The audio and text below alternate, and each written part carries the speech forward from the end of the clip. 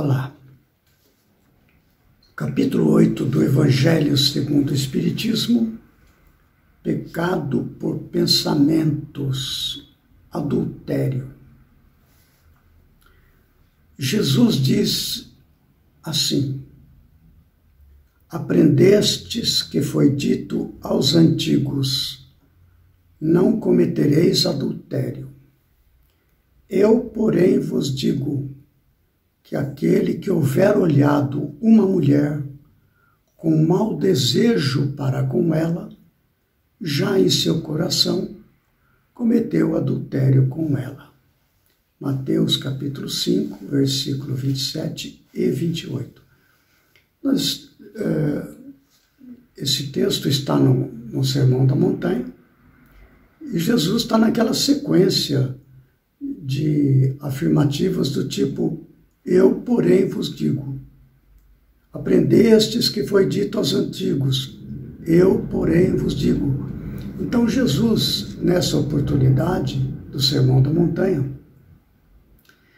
ele corrige alguns aspectos que os judeus estavam equivocados, confiando-se na tradição dos antigos e se afastando da interpretação direta da lei de Moisés, da Torá.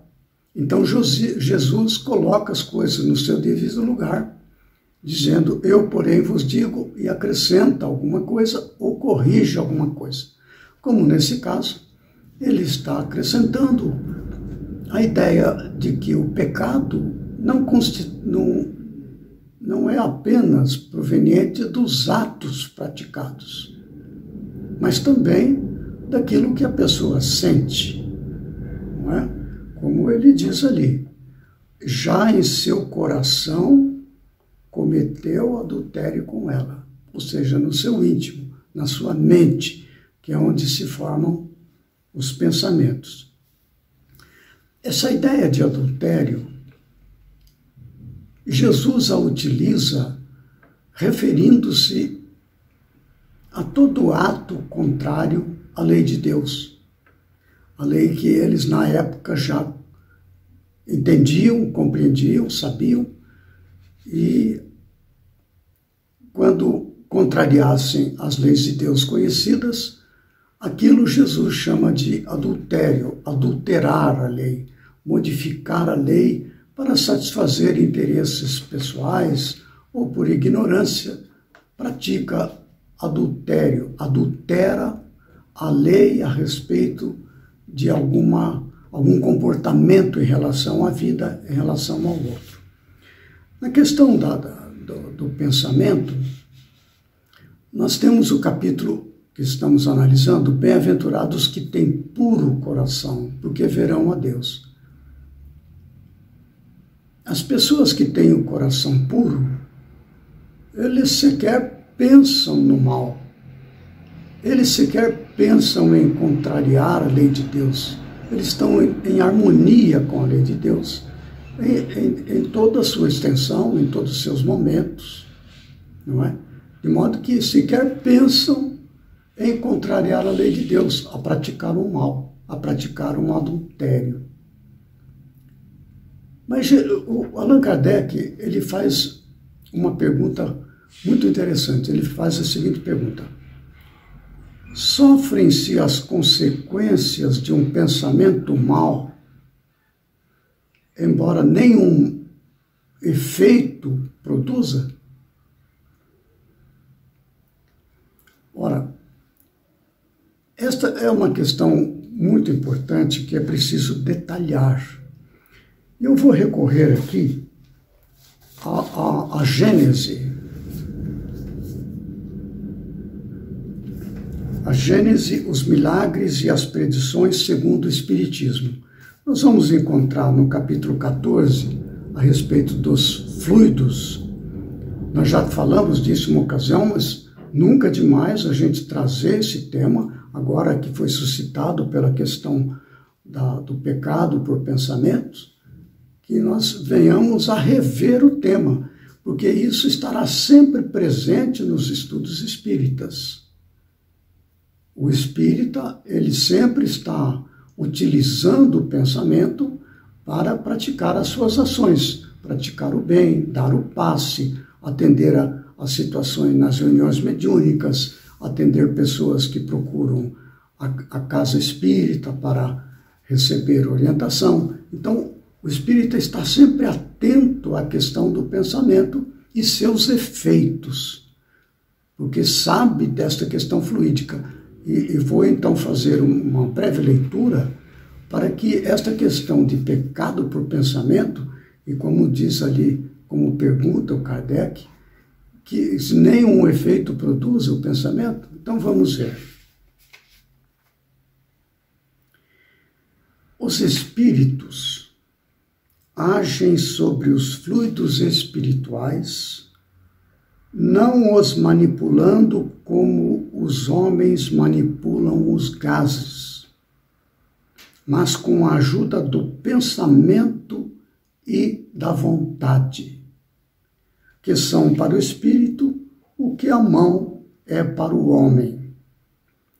Pelo pensamento, eles imprimem no fluido essa ou aquela direção. Eles os aglomeram, combinam ou dispersam e formam conjuntos com uma aparência, uma forma, uma cor determinada.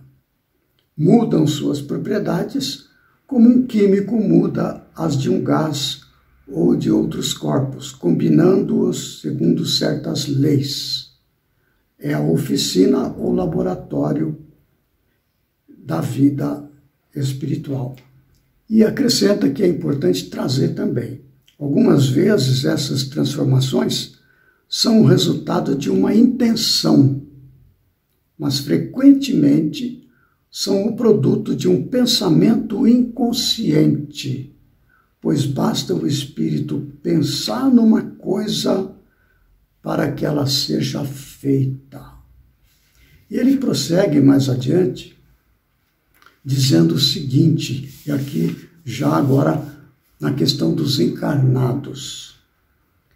O pensamento do espírito encarnado atua sobre os fluidos espirituais do mesmo modo que o dos desencarnados.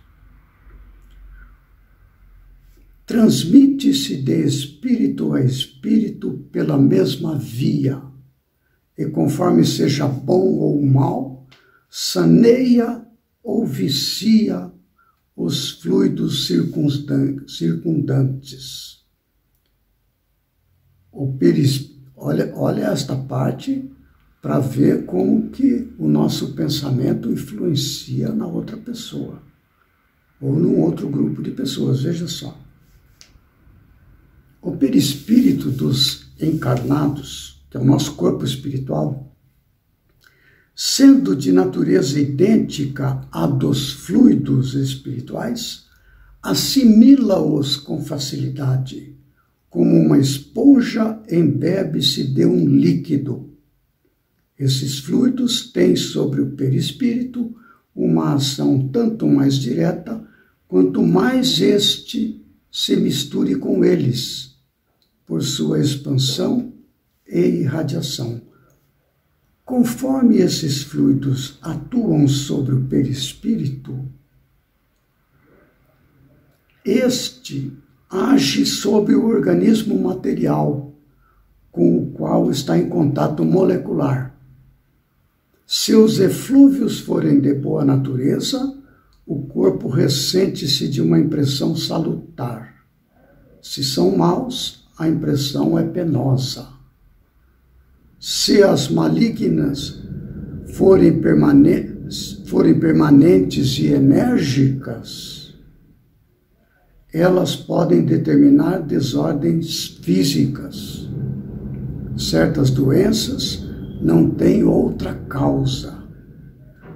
Os meios onde predominam os maus espíritos estão impregnados de maus fluidos que são absorvidos por todos os poros perispirituais, como se absorve pelos poros do corpo os miasmas pestilentos. Aí está. A pergunta do Kardec respondida, né? Sofrem-se as consequências de um pensamento mau, embora nenhum efeito produza? Sofrem-se, sim, nós vimos ali. A pessoa que tem um pensamento, seja bom ou seja mau, ele movimenta através da sua vontade esses fluidos. Se esse pensamento é dirigido a uma pessoa, a um grupo de pessoas, esses fluidos são arremessados para aquelas pessoas. O pensamento envolve a pessoa onde ela está e altera os fluidos que ali estão. Como o perispírito da pessoa assimila os fluidos ao seu redor, aqueles fluidos podem fazer o bem ou o mal. É assim que funciona no passe nas casas espíritas.